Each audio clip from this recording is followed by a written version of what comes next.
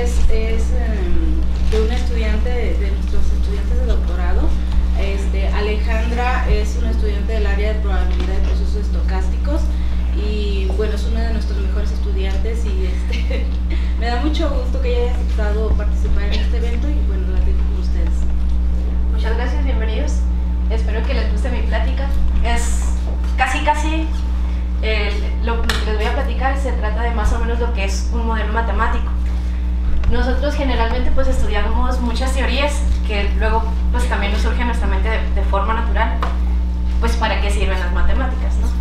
Es natural hacerse muchas preguntas como por ejemplo de cómo funciona el cerebro, cómo germina una semilla, o simplemente por ejemplo si yo soy un productor, ¿cómo puedo hacerle para que, por ejemplo, si produzco aguacate, yo tenga ¿qué?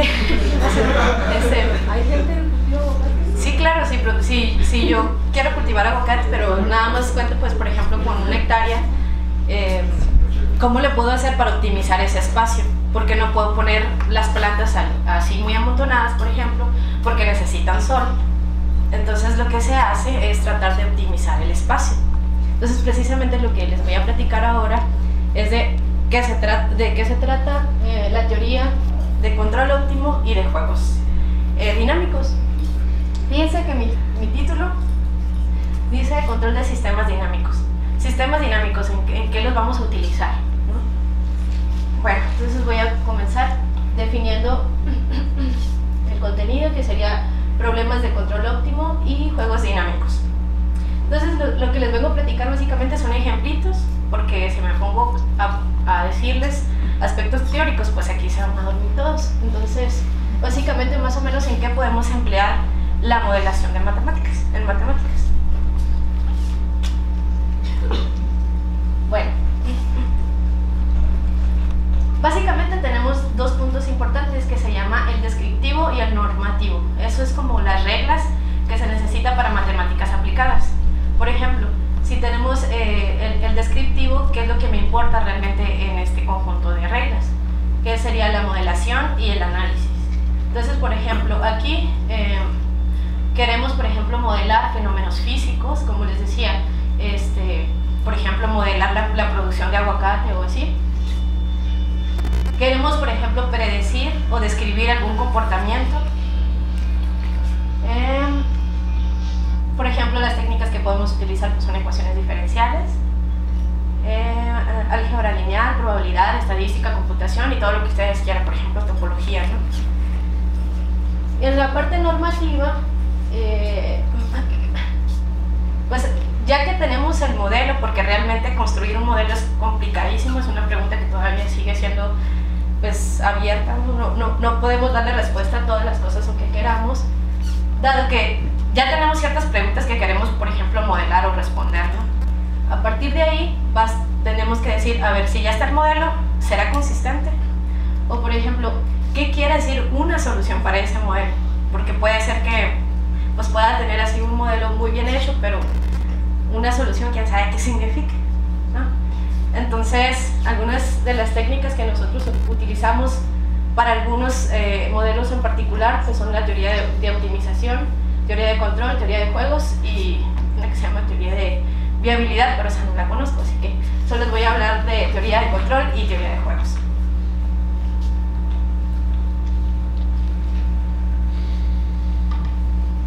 Bueno, pues como mi tema pues, se llama control en sistemas dinámicos, no sé si ya ustedes hayan estudiado ecuaciones diferenciales ordinarias comunes. Bueno, básicamente se presentan estas dos ecuaciones. Estas se llaman comúnmente ecuaciones en diferencias y estas se llaman ecuaciones diferenciales cuando esta parte no está, digamos que es cero, ¿no? Serían las ordinarias. Pero cuando tenemos este otro elemento, le vamos a llamar, por ejemplo, ecuación diferencial estocástica en casos particulares. Entonces la pregunta ahí, fíjense, vamos a imaginar que tenemos un periodo de tiempo en donde vamos a hacer cierto análisis. Pues aquí no sé, la luz qué. Entonces, por ejemplo, nosotros vamos a hacer un análisis en un tiempo fijo, por ejemplo. A este le vamos a llamar estático. quiero hacer un análisis de 2 periodos o de 3 o así, o una cantidad finita. ¿Sí? O por ejemplo, si yo quiero hacer un análisis hasta el infinito o en un conjunto, por ejemplo en R o 0,1 o en 0,1 o así, ¿no? Fíjense que esto es como contar en el tiempo discretamente y este es continuo. Bueno, ahorita vamos a entender más o menos de qué se trata este periodo de tiempo, pero vamos a suponer que, o sea, así como la interpretación del modelo de una ecuación diferencial, de un sistema, vamos a considerar, por ejemplo, un periodo de tiempo discreto, así. Entonces, ¿qué quiere decir esta ecuación? Fíjense que aquí yo consideré una sucesión de valorcitos que no estoy diciendo en dónde están ni nada. Estos valores nosotros podemos pensarlo, por ejemplo, si estoy en un banco, decir, voy a darle acceso a un cliente para que me venga a hacer la transacción que quiera o no. Entonces, por ejemplo, estos valores de ADT pueden ser 0 o 1, en donde 0 puede ser no entra o 1 puede ser si lo atiendo. Entonces por ejemplo, si yo estoy haciendo el análisis cada hora, entonces yo tendría, por ejemplo, un análisis de este periodo de tiempo, ¿no? Entonces, en el día, por ejemplo, tendría que ver, no, pues, si tengo un horario de 6 horas, pues entonces tendría 6 periodos. Fíjense, esta ecuación de aquí, ¿qué describiría? Pues, por ejemplo, si yo estoy en una situación inicial y tomo mi primera decisión, esto me va a arrojar una segunda circunstancia. Es decir, que si yo estoy en una situación inicial y tomo una decisión, eso me va a arrojar otra situación, ¿verdad? Entonces, ¿qué tan importante es tomar una decisión? Y de eso se trata lo que es el control sobre sistemas dinámicos. ¿Pero para qué sirve? Fíjense que aquí yo estoy diciendo, si yo tengo una sucesión, ya voy a suponer que toda esta sucesión son las decisiones que tomo a través del tiempo. Entonces, cuando yo la meto en esta ecuación de diferencias, me va a dar una trayectoria otra vez en X. Pero resulta que yo no estoy diciendo qué significa la G de T. ¿Sí? Entonces, resulta que contestar esa pregunta es sumamente complicado. Hay libros y libros y libros de qué significa esta variable de aquí. Igual en esta parte hay construcciones de qué significa esta derivada con respecto a esa variable.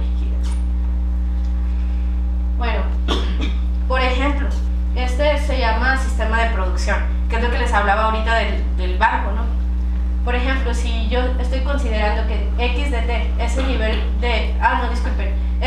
Voy a imaginar que voy a producir zapatos, por ejemplo, ¿no? Entonces, X de T va a ser el nivel de inventario que yo tengo al tiempo T. Es decir, la cantidad de zapatos que yo produje en ese momento, en el tiempo T. Voy a suponer que yo soy un productor apenas que va a iniciar, entonces no tengo nada en el primer periodo. En el siguiente periodo va a ser, dado lo que yo decidí producir, más lo que tenía, digamos, si este es el tiempo T igual a 0, pues aquí tendría lo que mandé a producir nada más.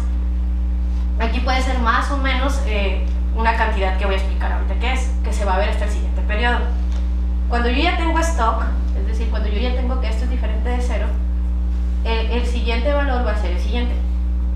Si yo tengo una cantidad determinada de zapatos y mando a producir ADT, entonces le voy a quitar la cantidad que logró comprarme los vendedores, ¿no? Para llevarlos a las plazas. Entonces, digamos que es como una dinámica que describe como el crecimiento de mi stock en zapatos. Pero, ¿cómo tomar estas decisiones? Si se dan cuenta, queda como corto, el modelo no describe nada. Yo no puedo mandar a construir una infinidad de zapatos, ¿no? Entonces, digamos que esa es como una motivación para tratar de introducir el concepto de problema de control óptimo. Resulta que a mí me interesa tener una ganancia. Dado que yo mando a producir zapatos, a mí me interesa tener una ganancia, ¿no? no nada más es producirlos así a la y se va. Entonces, esa ganancia va a depender del numerito con el que yo inicie, o del stock con el que yo inicie, y de las decisiones que yo tome en el periodo de tiempo, ¿sí? Entonces, lo que queremos, por ejemplo, si yo estoy produciendo zapatos, lo que quiero es maximizar mi producción, dado que yo tengo una situación como esta.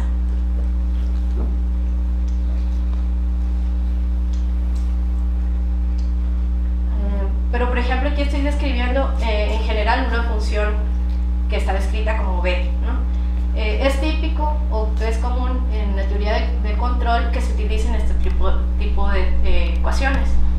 Fíjense, la primera les comentaba que es una situación en donde tengo un periodo establecido. ¿Qué aplicación tiene en la vida real? Por ejemplo, sería cuando tienes contratos. O sea, tú quieres ganar algo sobre un contrato, pero va a ser finito, ¿no? No es así como por ejemplo en el caso 2. En el caso siguiente, voy a suponer que yo tengo una empresa. Si se dan cuenta, el periodo de tiempo es hasta infinito, ¿no? Si yo tengo una empresa, yo no quiero que acabe en 2 años, por ejemplo. A mí me gustaría dejárselo a mis herederos, ¿no? Y que ellos, digamos, continúen con la empresa. Entonces lo que yo busco es tratar de tomar mis mejores decisiones, dado que yo sigo un comportamiento de este estilo. Y este último se llama caso promedio. La interpretación que se tiene es que en el periodo de tiempo que yo esté manejando, me da lo mismo optimizar, por ejemplo, en el primer año o 100 años después, a diferencia de este de acá. Alfa está entre 0 y 1. Pues ustedes no sé si ya llevaron sus sesiones. Por ejemplo, si ustedes tienen alfa a la t y sabemos que alfa está entre 0 y 1, ¿esto qué converge cuando t tiende a infinito? A 0. Ajá. Eso quiere decir que la cola de esa suma, de esta, es despreciable. Y si es despreciable, eso quiere decir que yo le doy más importancia a un tiempo actual que en el futuro.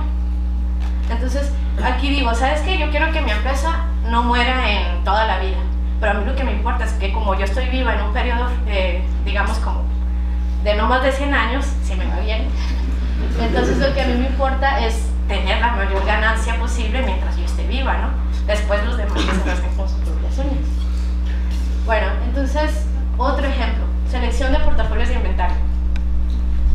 Vamos a suponer que X de T es el capital del inversionista. Ahora vamos a suponer que, digamos, yo me gané la lotería o me dejaron una herencia así multimillonaria. Entonces digo, ¿qué voy a hacer con ese dinero? No me lo puedo gastar así, o que sí podría, pero creo que soy un poquito inteligente, entonces tengo que hacer algo con ese dinero. Entonces digo, ¿sabes qué? Voy a iniciar con una cantidad X0 inicial, ¿no? Entonces digo, bueno, esa cantidad yo la quiero usar para ser feliz. Entonces vamos a llamarle consumo, digamos, en cada mes, digamos. Entonces yo quiero ser feliz y quiero optimizar mi consumo, es decir, yo quiero gastar lo más posible, pero como también necesito hacer una retroalimentación de ese dinero, o sea, necesito ganar dinero porque si nada más consumo y consumo y consumo, pues me voy a quedar sin nada. Entonces lo que tengo que hacer es decir, bueno, vamos a invertir en un banco, ¿no? Entonces X de T va a ser la capital del inversionista el tiempo T. CDT les decía que va a ser el consumo. Entonces, por ejemplo, si es cada mes lo que tengo menos lo que consumí es la cantidad que voy a invertir. Entonces tengo que decidir, a ver, tengo dos opciones. Una que es con tasa de interés fija, que es decir, voy a ganar la cantidad que yo decida invertir en esta parte por R. Y aquí voy a ganar la parte, puede ser 0, la parte con riesgo. Entonces ahí tengo que tomar la mejor decisión de cómo voy a distribuir esa fracción de la cantidad que me queda de X de T menos C de acuerdo en esa etapa, ¿no? Entonces los controles va a ser qué consumo y cuándo voy a distribuir de esta proporción, en la parte sin riesgo y en la parte con riesgo.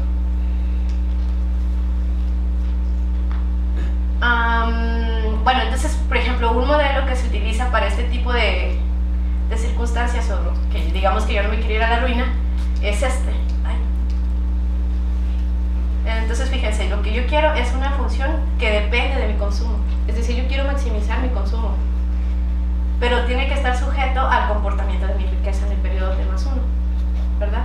Entonces, fíjense, aquí va a ser lo que yo ya tenía o lo que estoy dispuesta a invertir por la fracción, bueno, más bien es la fracción por lo que tenía, de lo que ya tenía, porque este es un riesgo, digo, es sin riesgo, más lo que me va a dar la tasa fija, más la otra parte, que esto puede ser cero, entonces es parte del riesgo. Algo que no les comenté y que es importante ver precisamente en el sentido de estas ecuaciones y del por qué es tan complicado entender o describir este tipo de variables, es la siguiente. Cuando nosotros teníamos este comportamiento del stock de los zapatos, esto sí se podía entender como la cantidad de zapatos que llegan al periodo T a venderse, ¿no? Para mí, en este caso, o a comprarme las personas que van a vender sus zapatos. Entonces esto sí se puede entender, pues aunque sea aleatorio, se puede entender que puedo vender 100 zapatos, 1000, 200 o así. En este caso, también esta variable aleatoria, perdón, esta variable, a pesar de que es aleatoria, puedo saber que es, por ejemplo, que es positiva, que puede a lo mejor no ser infinito, que eso es lo que nosotros quisiéramos, ¿no? Por seguirnos a la riqueza de por vida, pero sí al menos podemos saber cierta información de esto. Entonces a este tipo de variables se le llaman observables, porque sí, uno sí es capaz de observar este tipo de variables. Bueno, y aquí se llama control de actitud de un satélite. Creo que ahí, bueno, fíjense bien, cuando vamos a imaginar que el satélite ya está arriba, ¿no? Entonces, las matemáticas exactas, digamos, nos dan una trayectoria óptima, o bueno, no óptima, una trayectoria por donde nosotros queremos que pase el satélite. ¿Por qué? Porque nosotros, por ejemplo, queremos que tome determinadas fotografías, digamos, pues del planeta, ¿no? O del universo, lo que sea. Entonces, resulta que el satélite en sí, por la gravedad de entre los planetas y lo que ustedes pues más o menos saben si han estudiado física, resulta que pues aleatoriamente se mueve el satélite. Nosotros, ¿cómo podríamos describir entonces la posición del satélite? Entonces, esa es una pregunta así sumamente que yo creo que todavía está abierta, porque solamente se tienen modelaciones. Esto que está aquí describe o se trata de minimizar la distancia de donde debería de estar a donde está, ¿no? Entonces, aquí hay dos vertientes. Primero que nada es minimizar la distancia a donde debe de estar. O sea, yo sé que está en una posición, realmente no la puedo ver porque pues está en el cielo, digamos, pero lo que sí sé es que tengo que minimizar a la distancia donde se supone que debería de estar. Pero hay dos tipos: una es minimizar solo la distancia, o la otra es utilizar la cantidad menor de energía, porque pues como bien saben, lo que se trata también en preguntas así es tratar de utilizar menor combustible posible o cosas así. Entonces, fíjense, esto es muy interesante porque las variables G no son observables. La actitud de un satélite se controla básicamente con estimadores de la variable sí. El filtro de Kalman es el más usual que se utiliza para sacar estimadores de la variable esta psi de t y obtener una posible posición que ni siquiera sabemos si es correcta, en este caso del satélite. Entonces, fíjense, en este ejemplo, a pesar de que es como tan sencillo o simple de entender, digamos, ya tenemos problemas para entender qué quiere decir la psi de t. ¿Cuánto tiempo llevo? Bueno, entonces sí me va a dar tiempo de juegos. Bueno, otro ejemplo es la colada continua de metales. Fíjense, al menos existen dos tipos de productos que saca este procedimiento que se llama colada continua de metales, que son barras o que son como tuberías o así, o son planchas de acero. Fíjense, el procedimiento es básicamente este. Aquí vamos a imaginar que el acero ya está tratado, de tal forma que yo lo puedo meter a un horno de sostenimiento. Aquí voy a incrementar la temperatura para poder producir alguno de estos dos materiales, ¿sí? Bueno, entonces, cuando yo introduzco aquí el acero tratado, fíjense que aquí voy a tener una válvula o matriz para abrir o cerrar el contenedor, de tal suerte que pues yo no lo puedo dejar abierto completamente, porque aquí pues puedo tener fallas así en la producción. Aquí hay un sistema de enfriamiento que me va a dar pues ya estos productos, pero moldeados, ¿no? A través, por ejemplo, de este tubo. Entonces, fíjense, van a decir, ¿aquí en dónde se define el problema de control? Resulta que yo necesito controlar cuánto entra, ¿sí? Porque si yo nada más dejo que entre y entre y entre y entre, si tengo problemas aquí, pues se me puede desbordar. Pero resulta que pueden decir, no, pues si la cantidad que entra es la misma que sale, pues no tendría sentido como controlarlo. Pero resulta que aquí tenemos partículas de oxígeno. Y si hay partículas de oxígeno, entonces se suspenden sobre el material del acero y eso provoca que cuando esta cosa entra, haya un revoltijo ahí y haya taponamientos en esta parte. Pero resulta que nosotros no podemos ver, digamos, el ruido o la parte aleatoria. Aquí quedarían las G's, las variables esas de las que les estoy hablando. No podemos ver cómo va a ser como la distribución del taponamiento del material, ¿no? Entonces la pregunta que se hace es, ¿cómo voy a controlar esto? Dado que yo tengo ruidos. A ver, si me están poniendo atención, deben de saber o intuir aquí cuál sería mi variable descrita por las decisiones que yo tomo. Es decir, esta X, la X de T. ¿Quién sabe? Recuerden que estoy controlando el A de T es la cantidad de acero que entra.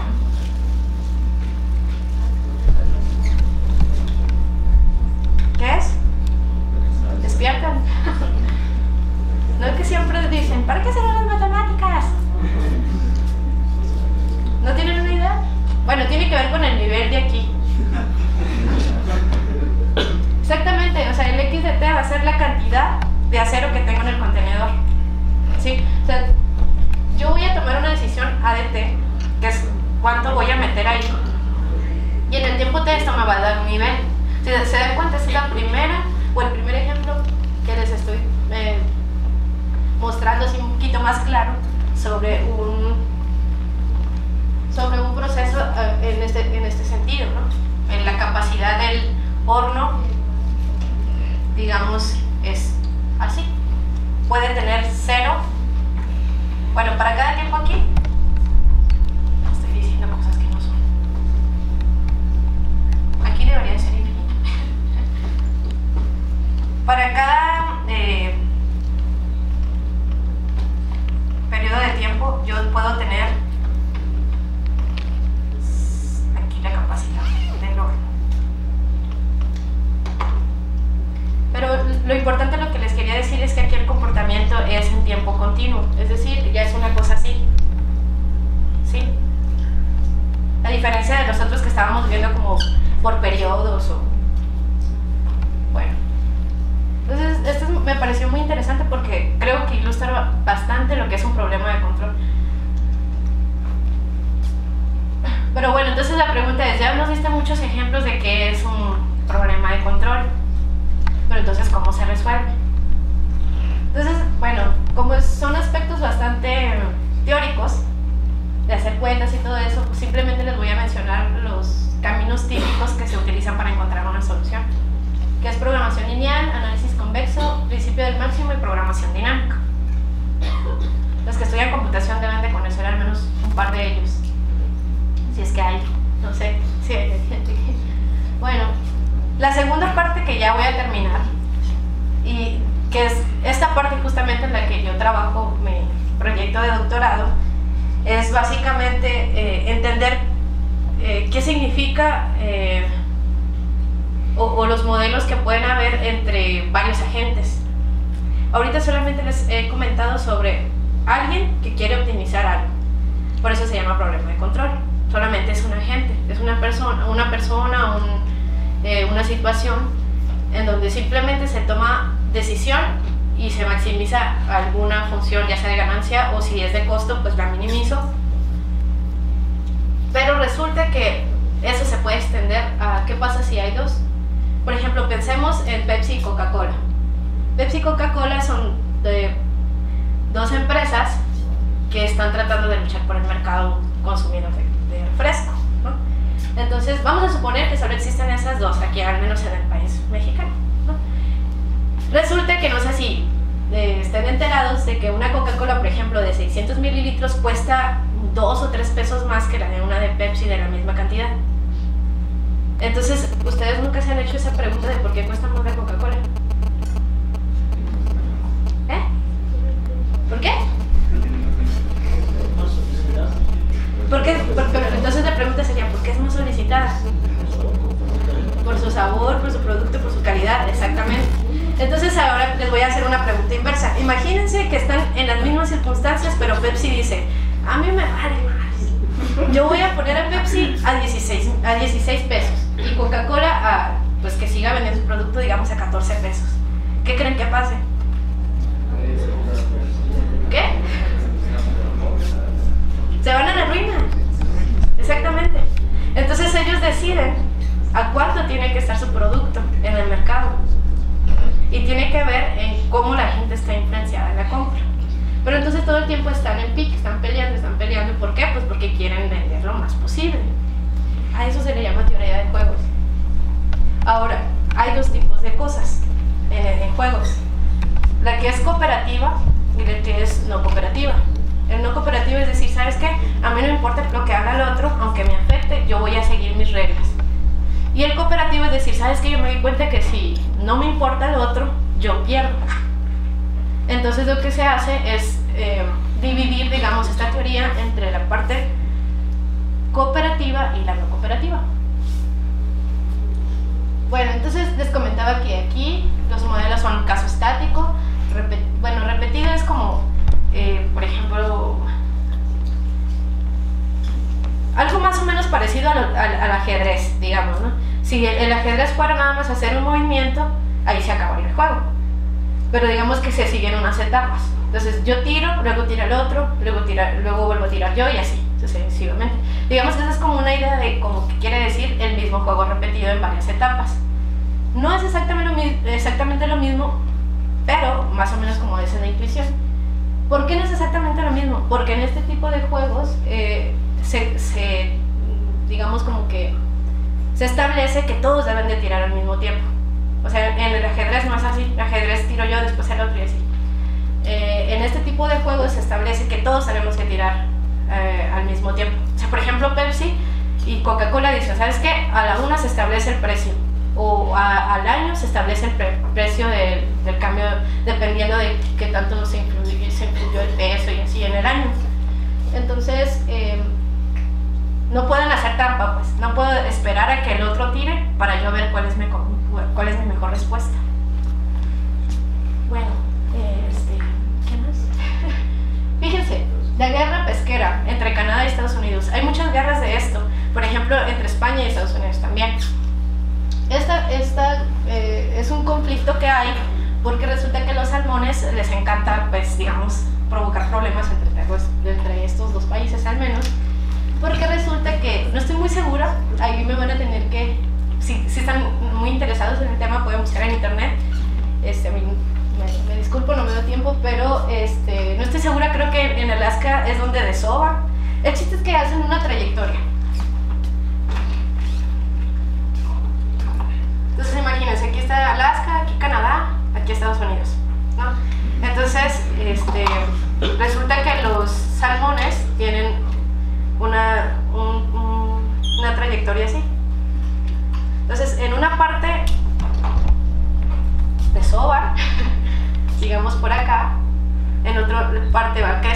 otra parte se reproducen, acá son adultos, digamos, y luego regresan hacia acá. Y entonces la pregunta es, ¿de quién son los salmones? ¿De Estados Unidos o de Canadá?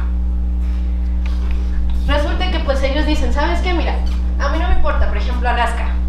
Yo voy a poner una cerca aquí, no los voy a dejar que pasen acá, digamos su procedimiento natural, pero no me conviene. ¿Por qué? Porque se van a morir y ya no voy a tener nunca salmones. O bueno, digo, bueno, Estados Unidos, yo también voy a poner una barrera aquí, digamos, tú ya no me pones la barrera, pero yo sí. Entonces resulta que aquí no se van a reproducir. Entonces otra vez tengo pérdida de salmón.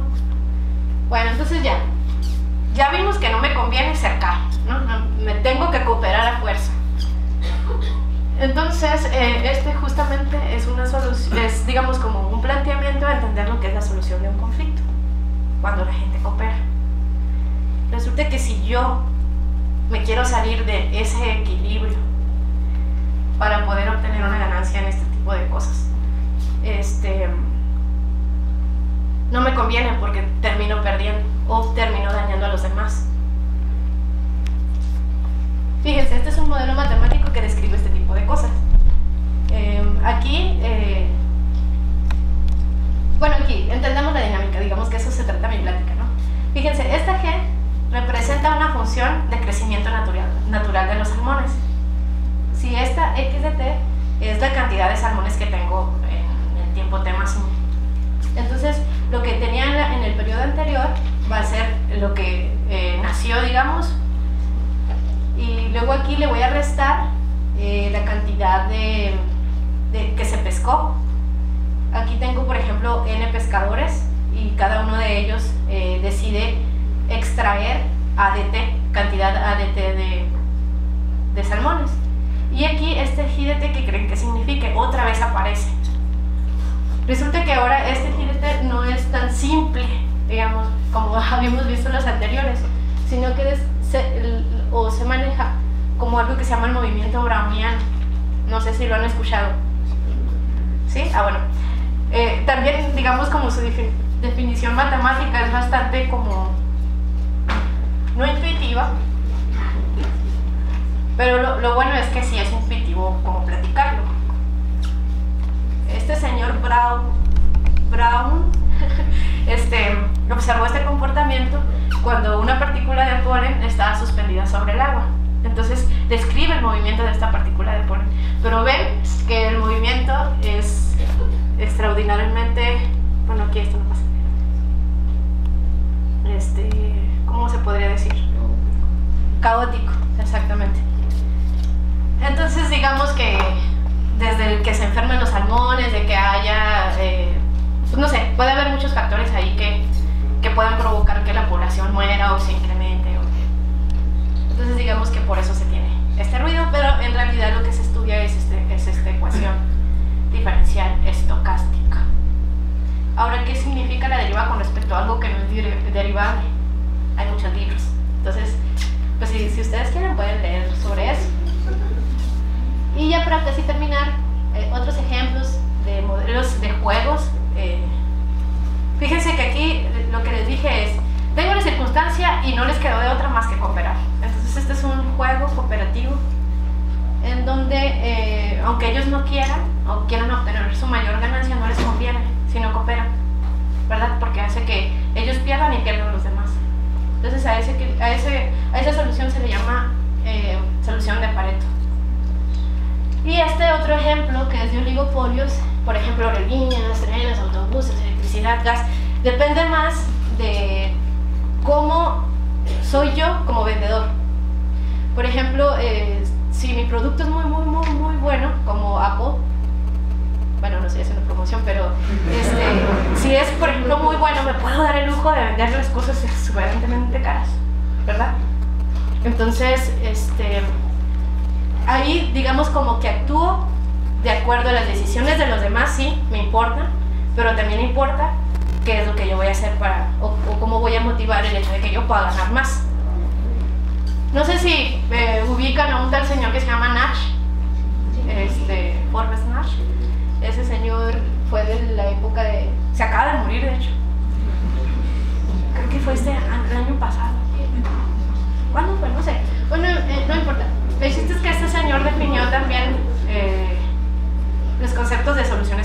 tipo de juegos y para los cooperativos también. ¿Qué más les iba a comentar? Resulta que por mucho tiempo se ha estado como discutiendo si la relación entre una solución que se llama equilibrio de Nash o una solución que se llama de Pareto tienen alguna coincidencia. Y resulta que apenas, no hace más de, ¿qué? 6 años se probó que efectivamente sí tienen una relación, porque todos estaban diciendo que no, o sea, como que basándote en las reglas de que si somos cooperativos, pues ni modo, me toca encontrar una solución Pareto. O si somos no cooperativos, que es la parte que yo trabajo en el caso de equilibrios de Nash, pues simplemente tratar de encontrar la solución. Entonces mucha gente decía que las soluciones no podían coincidir o simplemente no tenían una relación, etc. Pero resulta que esto se acaba de contestar hace pocos años por un compañero que es alumno también de mi profesor, que es mi director de tesis, se llama Onésimo, no sé si lo conoce. Bueno, en fin, ¿qué más les quiero decir? El equilibrio de Nash me parece a mí muy interesante, que es la parte en donde yo trabajo, porque, a ver, la intuición es la siguiente. Resulta que en toda situación de conflicto debe haber un equilibrio. ¿Cuánto tiempo tengo? Mucho. ¿Todavía? Bueno, entonces aquí me puedo quedar ahora. Bueno. Resulta que tenemos una situación de conflicto. Entonces aquí surgen varias preguntas. Primero que nada, ¿existirá una solución? Y si existe, ¿qué cosa quiere decir una solución? Pues resulta que el equilibrio, digamos, entre todos los agentes en conflicto, le podemos llamar, por ejemplo, equilibrio de Nash. Resulta que si yo me mantengo en el equilibrio, ¿qué quiere decir un equilibrio de Nash? Es que si yo me mantengo en ese conjunto de decisiones en donde está como el equilibrio en la situación de conflicto y me mantengo ahí, yo voy a obtener mi mejor ganancia si yo estoy ahí, digamos, ¿no? Porque si me llego a salir, entonces los demás pueden seguir ganando, pero yo voy a perder comparativamente a que si utilizar el equilibrio. Lo cual suena lógico, ¿no? ¿O no? ¿No les parece lógico? Si permanezco en el equilibrio a través del tiempo, pues voy a tener mi mejor ganancia. Entonces resulta que aquí surgen muchísimas preguntas, como desde el hecho de que ¿cuándo va a existir un equilibrio? Si existe, ¿cómo lo calculo? Si los agentes que son sentimentales lo van a seguir, porque al final de cuentas, si la gente dice hoy no amanecí con ganas de hacer seguir el equilibrio, y yo soy, por ejemplo, un poderosísimo, ¿no? A mí no me afecta si yo me muevo un poco. Entonces digamos como que eso crea la economía, ¿no? Yo tengo que reaccionar ante esas decisiones de la gente, porque al final de cuentas no son como tan perfectos como las matemáticas, ¿no? Si nosotros siguiéramos tal cual como siguen las matemáticas, no sé qué pasaría ahí. Sería como, no sé, no tengo una idea. Bueno, en fin, les comentaba, entonces, ¿cuándo existe un equilibrio? Si existe, ¿cómo lo calculamos? Esas también son preguntas que aún no se han podido responder. Si ustedes pues están interesados, pueden intentar seguir ese camino. Y, por ejemplo, la estabilidad. Yo les hablé de sistemas dinámicos. En ecuaciones diferenciales ordinarias se estudia lo que es la estabilidad, ¿sí? O es hasta segundo, no sé. Bueno, la estabilidad tiene que ver, por ejemplo, que las soluciones no se me vayan a infinito, ¿no? O que permanezcan cerca a cosas que yo quiero. Y bueno, esas son como las 3 ramas principales del por qué estudiar sistemas dinámicos, o en dónde se pueden utilizar esos sistemas dinámicos, o para qué sirven y cómo sirven. Y pues esto. Esperen. Es que me dijeron que diera 2 anuncios. Uno, que una señorita que se llama Sara Gaona o algo así. Sara Gaona. Ok, que pase a firmar. Y número 2, que los que tienen dinero faltante, que pasen también para allá. Y que buen provecho. Ahora sí.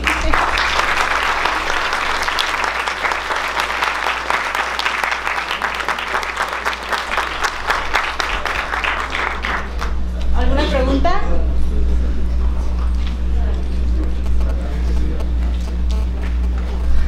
Adelante. Creo que es interesante el modelo que presenta sobre un problema práctico sobre economía, me imagino que va por ahí, economía de las empresas. Exactamente, sí. La cuestión es cómo entender el desarrollo de las fórmulas que puso ahí, o sea, cómo ir entendiendo, porque eso creo que quedó pendiente. Lo demás está bien, pero la cuestión sería profundizar más en las Exactamente, exactamente. ¿Cómo es el desarrollo de esas fórmulas? Usted le dio el clavo. Justamente cuando describía que hay dos puntos importantes en la parte de lo que es matemáticas aplicadas, me van a tener que disculpar un poco porque yo no me la sé de memoria. Lo voy a regresar para no decir cosas que no son. Aquí, en la parte que es descriptivo y normativo. En matemáticas, a lo que yo me dedico es a la estructura, digamos, ya construida.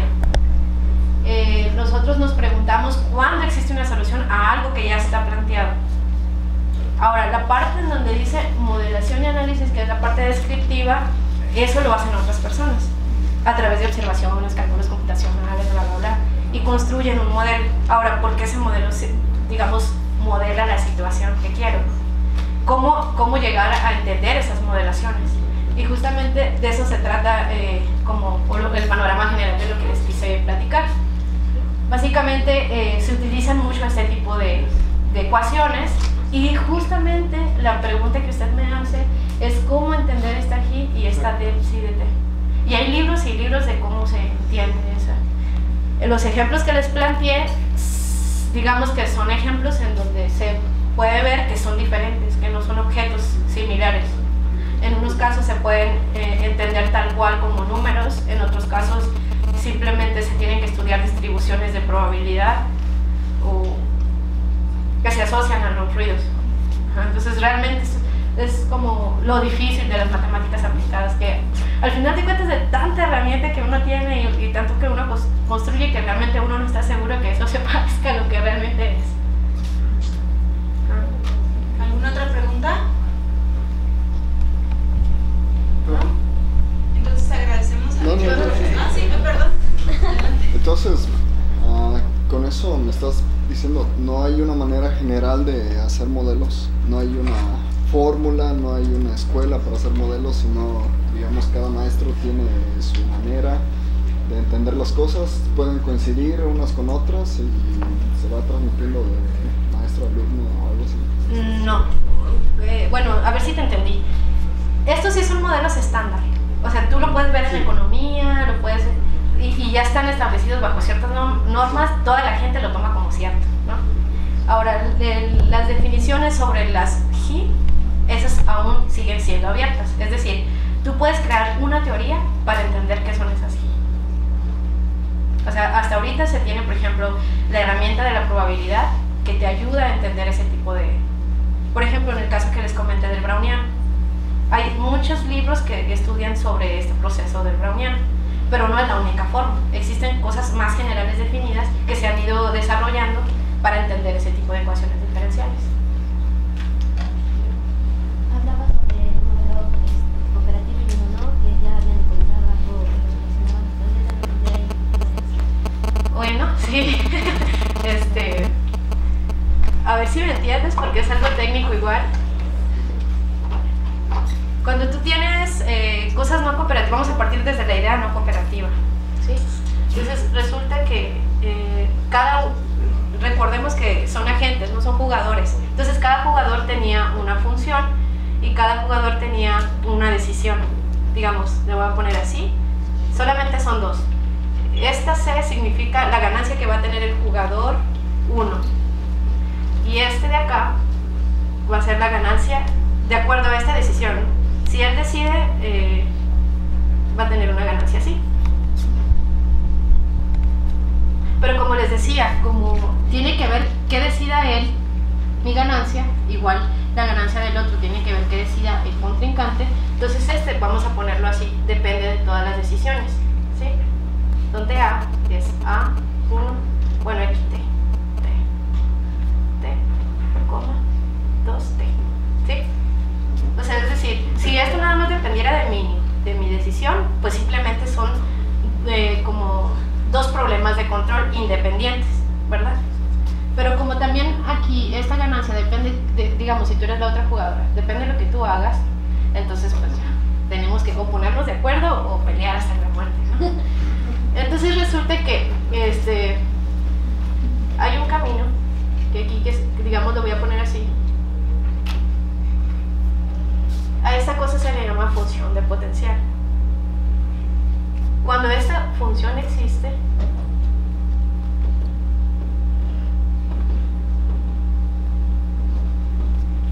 resulta ser que a eso se le llaman juegos diferenciales potenciales, cuando esta función existe. Entonces yo tengo, digamos, un conjunto grande así de los juegos comunes y corrientes. Luego tengo otro conjuntito pequeño en donde existe la función potencial. Y resulta que lo que se probó es que dentro de este subconjuntito, cuando tengo una función de este estilo, existen soluciones que son iguales o que tienen la relación hasta que te comento. Y esto se probó probando la existencia de una función potencial y viendo que en algunos casos se podía tener la relación entre las soluciones. No sé si eso te da una...